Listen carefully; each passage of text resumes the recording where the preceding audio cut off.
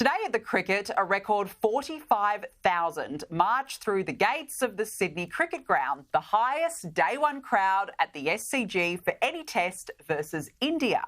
How good to see all that national pride on display, supporting our Aussies and cheering them on. And it's fair to say being an Australian clearly means something. And celebrating that pride together is so important. And that is why it is so baffling that the left are still desperately determined to keep the same old divisive narrative going and break that sense of pride. 3 days into the new year, the self-loathing has started. Perhaps it was wishful thinking to assume we would get to January and not hear about changing the date of Australia Day, and that the race and identity politics would finally be parked. But how naive of me. As I read this morning, historians have now recommended moving Australia Day away from January 26 to, quote, clear the deck. Well, hang on a second. Wasn't that deck cleared when we were forced to go to the polls in the middle of a cost of living crisis to vote on the Voice referendum? How many more decks are there to clear before the wish of the majority is accepted?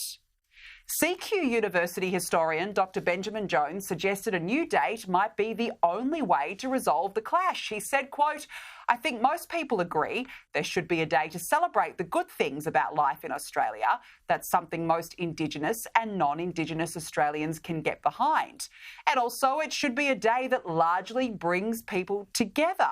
I think some supporters of January 26 would concede that it is not a day that unites us, at least not as much as it did. Well, let's be clear. The arrival of British settlers happened. That part of history will forever remain. It can't be changed. But that was also the official birth date of modern Australia. And so to say this is not a day that unites us is farcical. It happened. The hysteria is the problem here. We could move Australia Day to any other date in the year and there would be the usual outcry. No, I'm offended by that date. No, we can't do it then. We can't possibly move it to that date. And all the while, it makes zero difference to the lives of Aboriginal people. Changing the date will not improve outcomes. Whatever date it is, people still won't be happy. This is surface-level nonsense. ANU historian Professor Angela Woolacott took it one step further. She said, as a historian, we tend to have long-term views. I believe it is only a matter of time until Australia becomes a republic. And I think that is when we will have a very clear day to be proud of. She went on to say, when Australia becomes a republic, the date that takes effect will be a very obvious Australia Day when everyone could feel united around that moment of national maturation. The debate around January 26 will go on forever, and the only way to just clear the deck is to have a new date to feel good about the country. The left always need to feel good about something, don't they? I mean, the desperate attempts to tie themselves in knots of guilt to feel better about themselves must be truly exhausting. And to say the debate will go on forever, The Voice gave us the answer to that. The debate is over. Australians overwhelmingly voted no to being divided by race. 60% of us said no to the Voice to Parliament and no to being divided by the colour of our skin. And this is why it is so infuriating that Labor are still tone deaf to the majority. Its politics of racial division was on full display this week when Labor MP Annika Wells had to pause her press conference.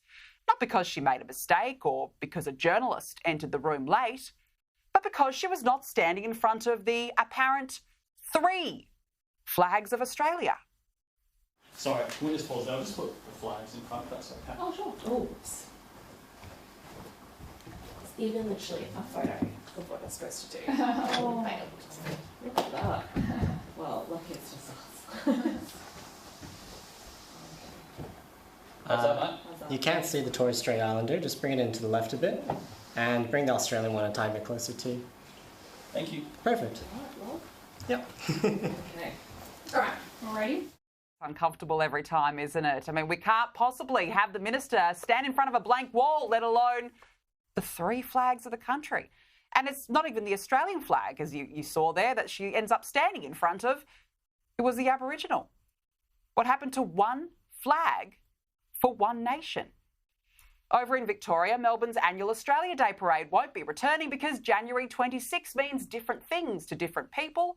And on this day, we encourage conversation and reflection on the different meanings of the day for all Victorians. Why should Labor try and destroy our National Day for a bunch of activists? Because it's actually destroying the very fibres that make this country great too. And if you really want to know what Labor truly thinks of our National Day, have a listen to this. I was a councillor about 15 years ago in outer suburban Melbourne, and even back then, Australia Day was evolving. And since that time, Australia Day has evolved further. And it is fair to say that it has become somewhat controversial in parts of our community. And I think we're in an interesting transition at the moment with Australia Day. Labor still has not quite yet grasped that playing the race card is going to get you nowhere with Australians who are fed up and tired of being placed into categories. And this is even more crucial than ever.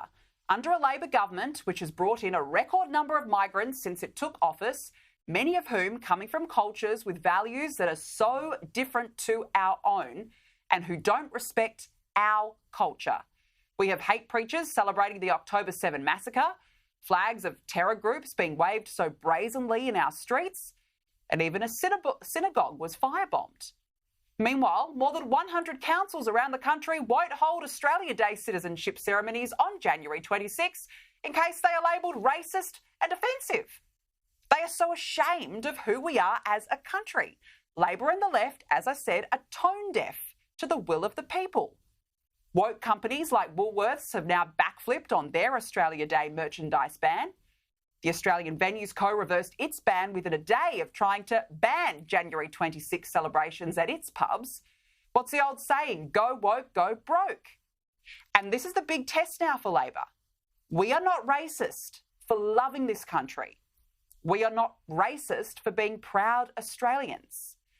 When will we say the debate has been done? The people have spoken.